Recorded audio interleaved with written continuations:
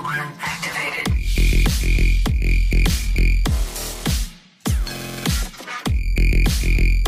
Адам деген іздену керек, ойлану керек, жаңа белестерге бару керек. Хотя на жерде, допустим, басқа білмейтін шекарасы болуы мүмкін, бірақ астынан кіріп алады. Ол одан да қауіптірек. То есть не үшін біз қазір GPT-ді қолдануымыз керек. You have to know English па? Қалай болады? Yeah, you have to, you're right. Жаңағы ChatGPT-ді бұған дейін неде де жүрген, жаңағы Twitter'де де жазып жіберді ғой бір кісі. Оны қолдану ағылшын тілінде ғой мысалы, барлығын жазу. Сол кезде айтады да, қазіргі кездегі ең мықты программирование тілі ол ағылшын тілде болады деп.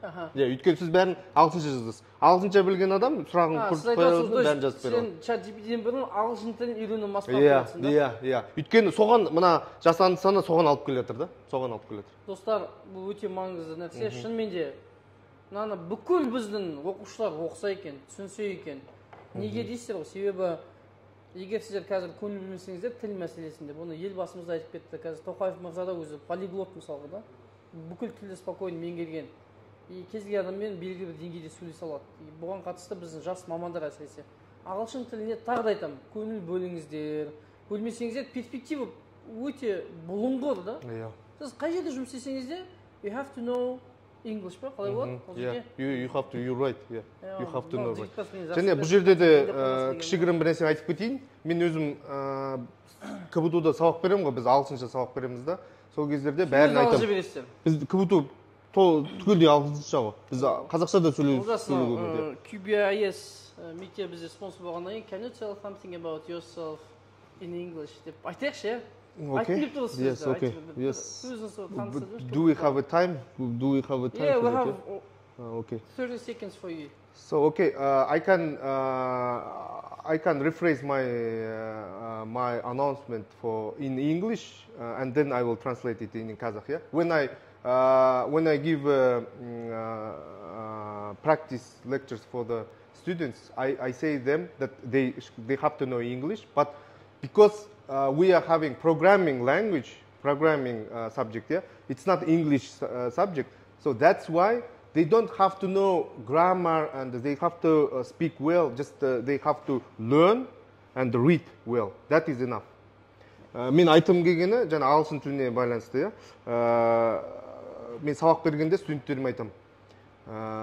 Ағылшынша білу керек, бірақ сөйлеу, мықты мына произношение айту, полиглот болу шарт емес. Ағылшын тілінде сіздер деген өз ойыңызды жеткізе білуіңіз керек. Бұл деген мен айтам да, біз ағылшынша программирование сабағы, бірақ ағылшын грамматика сабағы емес. Сол үшін сіздер ұялмаңыздар. Қалай болса да, мен былай, сен анау мынау деп тұрсаңыздар да, өзің ағылшынша сөйлеңіздер. Бірінші, екіншіден сіздер оқып және тыңдап, естіп, қабылдап, ағылшын тілін қабылдауға үйреніңіздер. Сол өте басты мәселе. Бізде енді өкінішке орай мына қазіргі кезде көп қазақтарда мынандай не етті ғой, андай қалайша айтады, фобия дей ма, кез келген тіпті қазақ тілін үйренетін, тіпті басқа тіл комплекс, мынандай комплекс бар. Ол мен ойлаймын Совет одағының кезінен құралған. Бір тілді сөйлесек, әсіресе орыс тілін, біз деген совершенство сөйлеуіміз керек, произношение күшті болу керек. Сол үшін де қазір көп қазақтар сөйлей немесе сөйлеме деген сияқты. Сол үшін де көптеген қазір қазақ тілін үйренем дегендер де қиналып жүр да, на самом деле. Кеше өткенде мен Америкаға барған кезде ең таңғалғаным, мына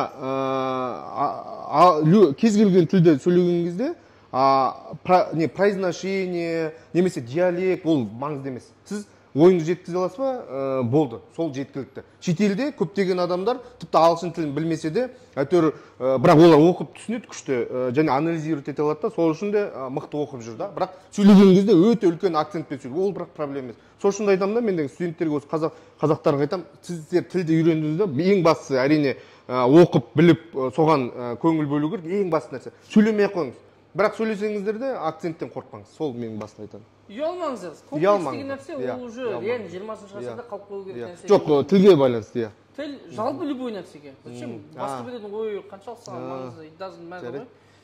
Мына жерде жоқ, ұят деген бұл. В общем, Жұма, сен тыңдап отырсың ғой қазір ChatGPT-де.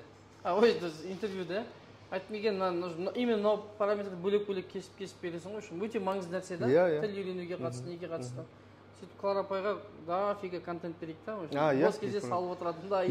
Тіл туралы тағы да мәселе айтып кеткенде, статистика дейді ғой, жалпы жаңағы жасанды интеллектке айтып айтсақ қазір айтамыз, оның астарында статистика, математика жатыр ғой негізі. Статистика бойынша қазіргі кезде енді білесіздер, өте үлкен жаңалық. Қазақстанда биыл бірінші классқа барғандардың 80% ма қазақ тілділер, иә? 80% ма, 90%, иә. Және тенденция бойынша ол не үлкейе береді да, ол жаңағы бірінші класстықтар 80% болса, 11 классқа дейін олар 90-95-ке дейін жетеді. Өйткені там көбінесе орыс тілділер кетеді деген сияқты, қазақ тілділер көбейеді, ауысады, сондай болады да. Яғни ол не дегеніміз 11 жылда бізде 11 жылдан кейін мектеп бітірушілердің 90% қазақ тілділер болады. Және де Қазақстанда қазіргі жалпы статистика бойынша, енді статистиканы былай бұрмалауға болады, ол бәріміз білеміз ғой. Сол кезде айтады да, жалпы 60% дейді ма, қандай әртүрлі бір статистикалар бар ғой, 70-80% орысша біледі, орысша сөйлейді дейді. Бірақ басқа да статистика бар да.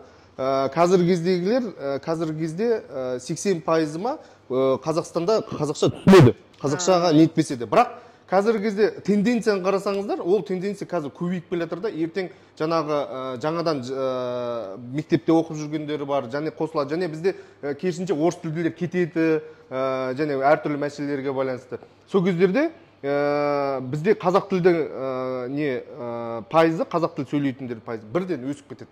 Бірден өсіп 90-95%-ке осы жақын арада жетеді. Мен соған өте сенімдімін да. Бірақ бұл жағынан бір қауіп тудырмайды ма? Яғни біздегі тілге деген жалпы ыңғайлылығымыз дейміз ба, адаптациямыз дейміз, то есть басқа тілдерді тез үйрену қабілетіміз әлсіреп кетпейді ма? Яғни даже банально орыс тілі, банально ағылшын тілі. Яғни біз қазір қатты кетеміз, и біздің қазіргі салыстырмалы түрде өзіңіз 67%-ға жуық орыс тілін түсінеді, орыс тілін сөйлесе алу, ол шынымен белгілі бір плюс нәрсе береді да, бизнес жасауға да, қарым-қатынас жасауға да, шетелге шыққан кезде де көп жерде енді ағылшын тілін біледі, бірақ білмеген жерде орыс тілін точно біледі дегенде ғой, андай сервис жағынан. Турция болсын, Египет болсын, жақын елдер ма? Жақын елдер. Оған мен былай айтайын, онда бір қауіп бар ма жалпы? Қауіп жаңағы тілді білмей қалу ма, жалпы тілді. Тек қана қазақ тілі ғана біліп қалу. Иә, мүмкін, әрине ол қауіп жоқ емес, әрине жоқ емес. Бірақ бұл жерде мынаны білуіміз керек та, біз деген қазір көбінесе қазақ тілден кейін бізде орыс тілі екінші орында тұрады ғой. Орыс тілі екінші орында тұрады. Бірақ әлемде олай емес та, соны түсінуіміз керек. Әлемде бірінші орында ағылшын тілі, потом Қытай, потом Франция. Менде негізі тілдердің күші деген бір статистический бір 4-5 жыл бұрын Фейсбукқа қойғам. Сондай не бар, статистика бар. Ол статистика қазір тіптен ауысып кетті, өйткені ол кезде орыс тілі 7-ші ма 8-ші орында тұрған әлемде. Қазір ол тіпті түсіп кетті. Сол кезде қарасаңыз, мысалы әлем тілдердің күші деген бар, ол деген экономикасына қарайды, ВВП-сына қарайды, барлық қолдануына қарайды. Сол кезде қарасаңыз орыс тілі 7-8-ші орында. Сонда мен айтар едім, кез келген адам орыс тілді үйренейін ба, тіпті сіз орысша білмейсіз, қазақ тілін немесе басқа тіл үйренейін ба десеңіз, сізде орыс тілі 7-ші орында тұру керек қой, 8-ші орында тұру керек. По приоритету. Иә. Оның алдында body language үйренесі керек болса, body language сөйлесе алмайтындарға үшін түсіндіруге. Иә.